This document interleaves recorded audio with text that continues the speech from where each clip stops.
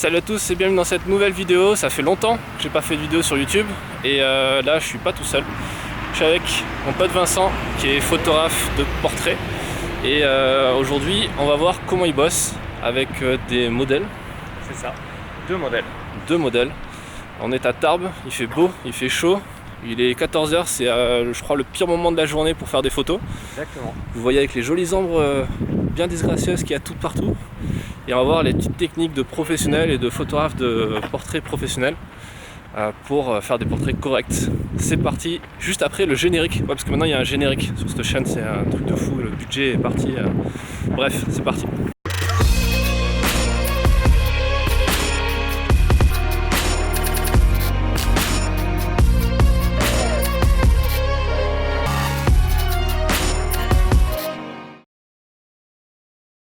Bonjour à tous, moi déjà c'est Vincent Andrès, je suis photographe, studio et en extérieur.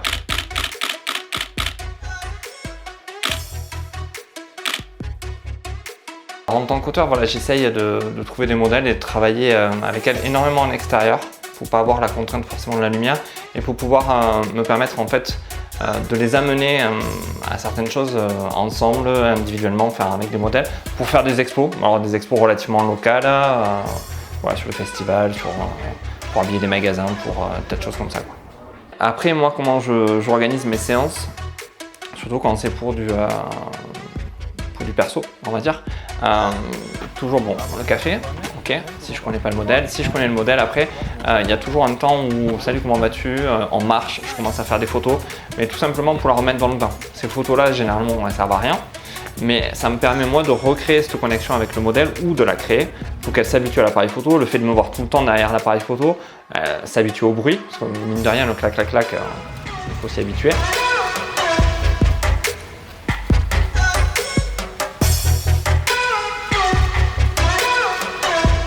Tu shootes en noir et blanc?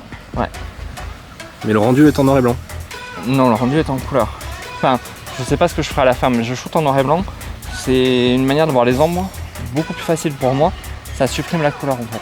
Je suis moins embêté quand je travaille mes photos. Au départ, enfin à la prise de vue, je suis beaucoup moins embêté, je suis pas parasité par des couleurs qui peuvent être plus dominantes par exemple, mais qui sur mon écran ne le sont pas forcément. Noir et blanc, je supprime tout et j'ai que le noir et le blanc et les gris. Pour moi c'est une facilité. Ok. Ah, c'est intéressant. Mais juste réglé sur le boîtier, après le reste c'est du raw sans couleur.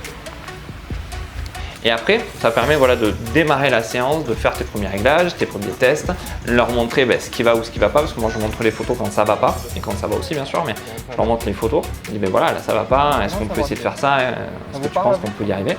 Et petit à petit on avance ensemble. C'est-à-dire que moi j'estime que pour moi, la photo ne vient pas à 100% de moi. Elle vient vraiment de cet échange avec le modèle et vient surtout aussi du modèle.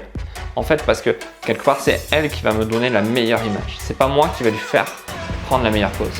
Je peux lui donner une idée de pose, c'est-à-dire tu te mets ta main sous le menton, tiens, la main dans les cheveux ou tiens-toi serré. Je peux lui donner une idée. Mais en fait, entre ce que moi j'ai dans la tête et ce que je lui demande, il y a vraiment toujours une marge.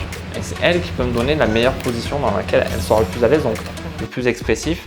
Et finalement, comme je plonge beaucoup dans les regards, c'est là où pour moi c'est le mieux. En fait, l'idée d'aller chercher ce genre de photos, c'est même au-delà de la direction de modèle. En fait, c'est plus à un moment donné où tu donnes la liberté vraiment à ton modèle de s'exprimer, d'aller faire ce qu'elle veut. Elle s'habitue à toi, elle s'habitue à tout et elle se lâche et t'obtiens une photo sur 50, je suis d'accord avec toi, mais c'est ma manière de voir la chose, c'est que ça vient vraiment d'elle, non pas de moi à un moment donné. Donc voilà. Du coup, tu sers à rien quoi. Exactement en fait. J'ai essayé avec un photomaton, ça donne le même résultat. Je crée vraiment cette relation puisque la photo est nourrie de cette relation.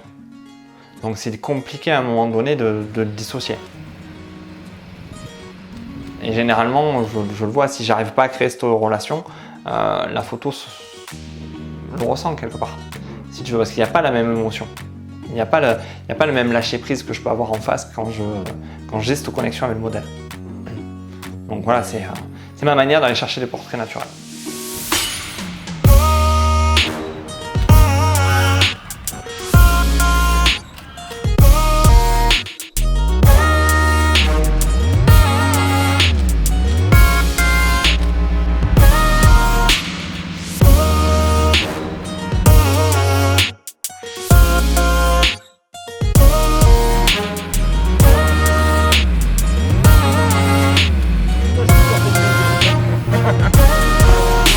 chaque fois, c'est que tu as forcément beaucoup de déchets.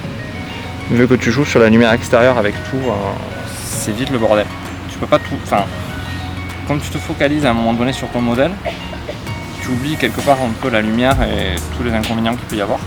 En fait, mais t'acceptes le jeu parce que finalement, le but recherché, c'est l'émotion. C'est vraiment, j'ai jamais cherché forcément le portrait purement parfait sur la pose, mais plus aller chercher ce que vous avez toujours eu en détail, et c'est là où ça ressort le mieux quoi, pour moi. Et elle a un regard magique. Les deux ont un regard magique. Ça, on obtient ça avec des petits secrets qu'on dit là juste quand on parle à son modèle. Voilà. Quand on les connaît, c'est plus facile.